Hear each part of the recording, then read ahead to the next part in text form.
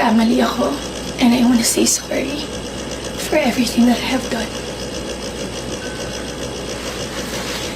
It all started last June of 2024.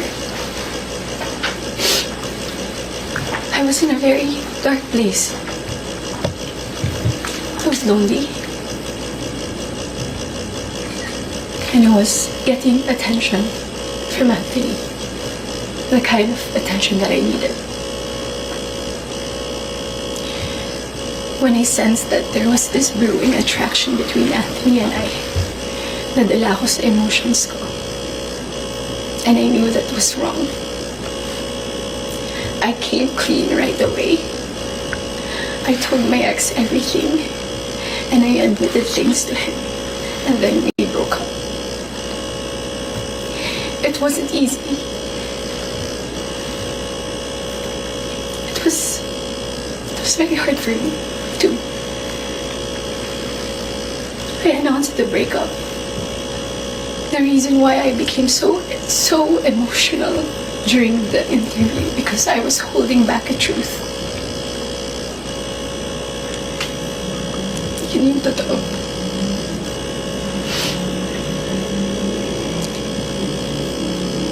I wasn't really able to simmer down. I wasn't able to reflect on what had happened. I was working every day for days straight, weeks straight, months straight. Bago nagsimula yung mga daming trabaho namin, I told Anthony that I broke up with my ex. And he also said the same thing.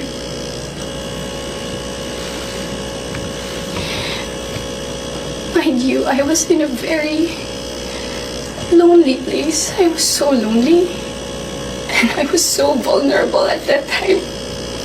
Like everybody, nakaka-break lang. You would be so vulnerable. I was working every day. At sa lahat ng trabaho na yun, kasama ko si Anthony. Aaminin ko, sa araw-araw ng pagtatrabaho namin, nahulog din yung loob ko.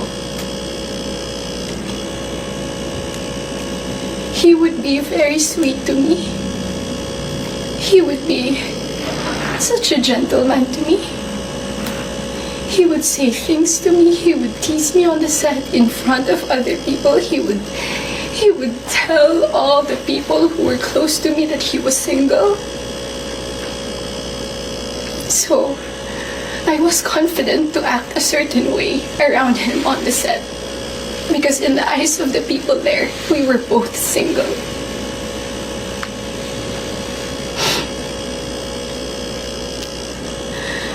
Araw-araw kami nagtatrabaho, and September came.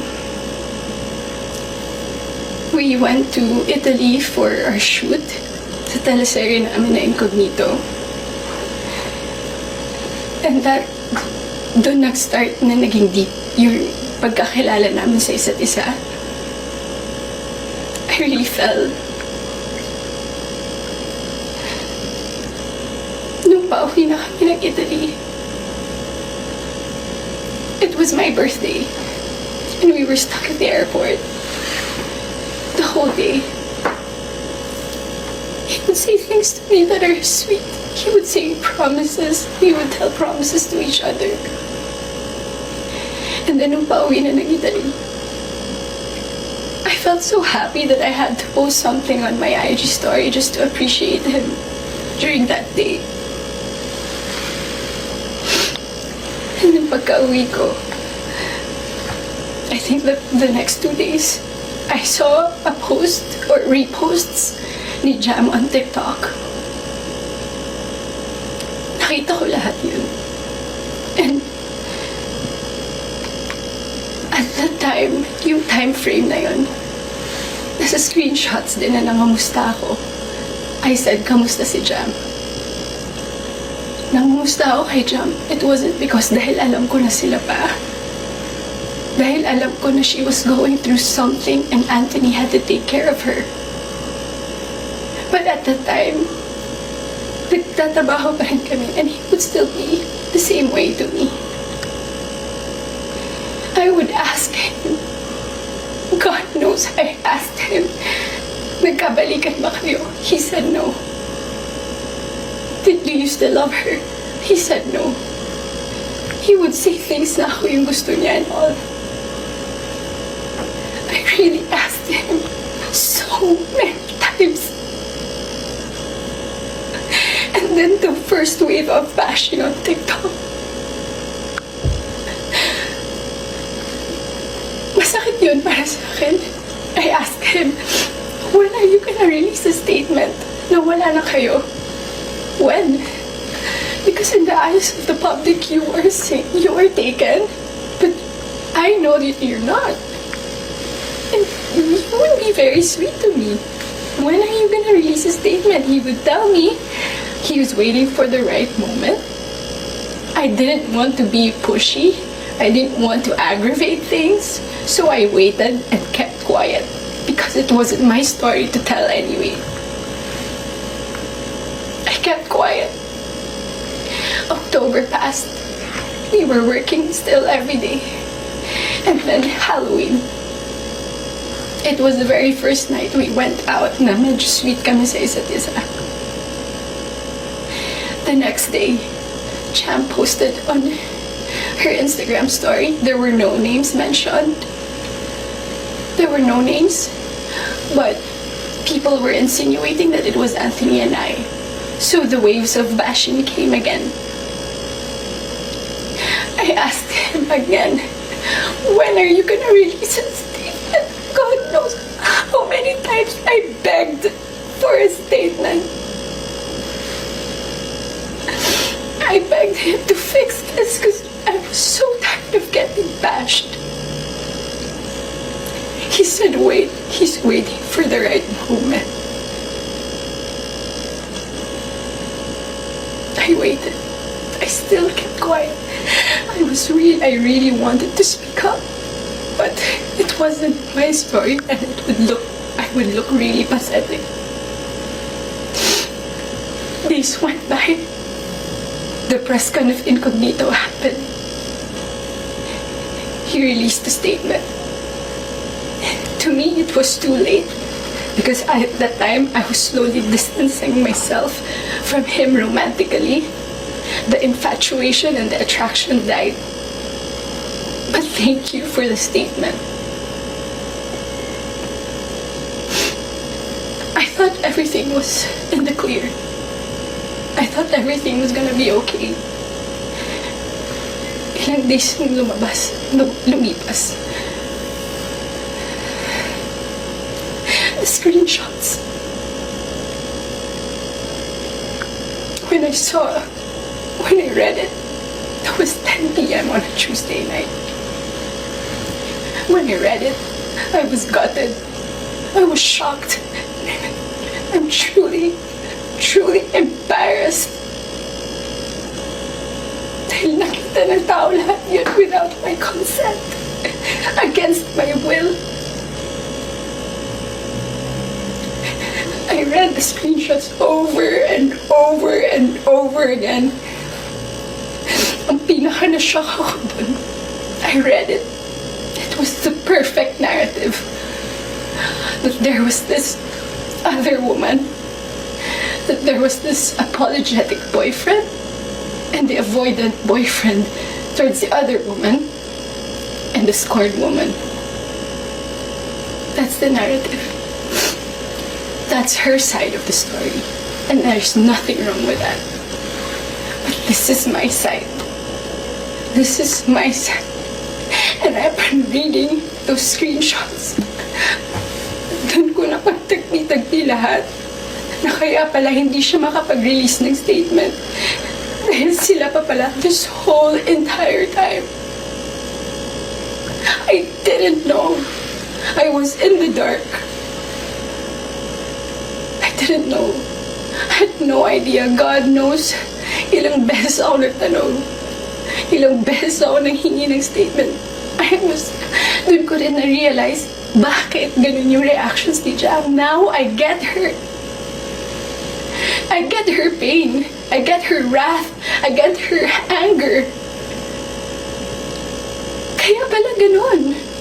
Because she was clueless about everything. I was clueless about everything. We both believed kung anong mga nasabi sa akin. Maybe iba yung sinabi sa kanya.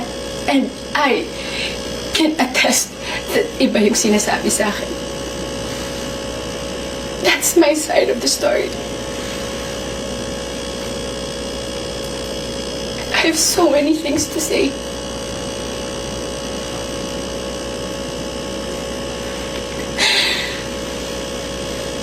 Hindi ka ako makapaniwala. Papahinga pala ako ganito sa buhay ko. So to the public, I'm sorry that you got to see that very intimate side of me. Ganun talaga ako pag nagbigay ng pagmamahal. It was supposed to be private. It was supposed to be a private, intimate thing. I'm sad.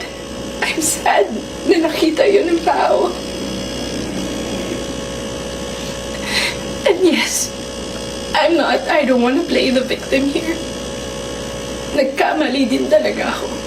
And I want to say sorry to those people I have hurt.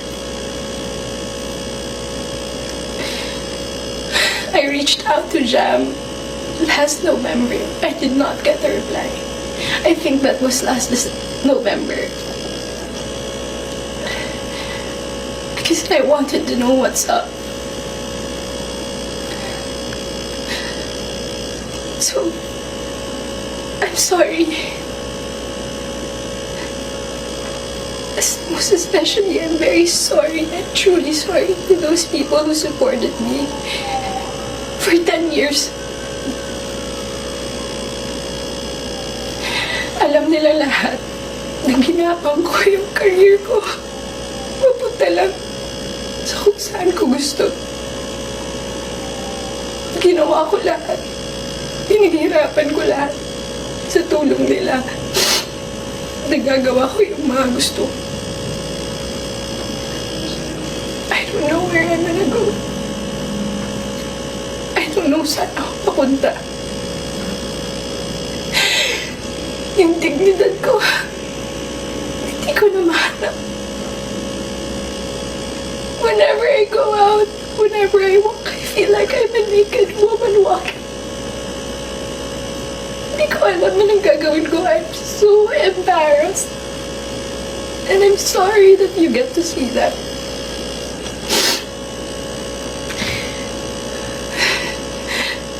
But I can assure you, tuloy pa rin ako. Tuloy pa rin ang laban. Magtatrabaho pa rin ako kahit nahirap. Hindi pa rin namamatay yung apoy sa puso ko. I'm still looking for that little girl inside of me. It's hard to look for her now, but someday I get to find her and I will be able to hold my shadows. What you saw was not a perfect human. I'm far, far from being perfect. What you saw was a human being. I'm just a human being. That's it.